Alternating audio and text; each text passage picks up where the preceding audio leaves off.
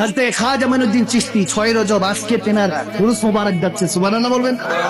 সুলতানুল হিন্দ খাজা গরিবে নওয়াজ আতায়ে রাসূল, তেনার কথা না বললে নয়। তেনার কাছে এসে এক যুবক জিজ্ঞেস করতেছে, হুজুর ইশক ক্যা হে, প্রেমটা কি? আল্লাহ রাসূলের মহব্বতের প্রেমটা কি?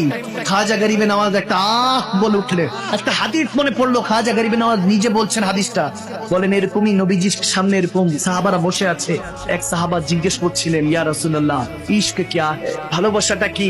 এই প্রশ্ন যখন করলেন, পিছনে শেরেফুদ আলী বসেছিলেন একটা গমের ক্ষেত, একটা ধানের ক্ষেতের মধ্যে, অর্থাৎ শস্য ক্ষেতের মধ্যে আমার নবী বসে সাহাবাদের সাথে গল্প করছিলেন, কথা বলছিলেন।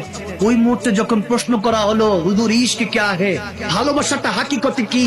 তখন আমার নবীর কাছে প্রশ্ন আসার আগে পিছনে শেরেফুদ আলী বসা ছিলেন, তিনি বললেন, বলার সাথে তো ওই শস্য ক্ষেতে আগুন ধরে ওই শস্য ক্ষেত ছাই হয়ে গেল। আমার নবী বলেন, জিসকে দিল মে ইতনা ইশক है निकाल से आग लग जाता है, যার অন্তরে এতটুকু প্রেম আছে, বের হতে দেরি নাই, আগুন লেগে যায়, বুঝবা তার অন্তরে আল্লাহ ইশক রেখেছেন। সুবহানাল্লাহ।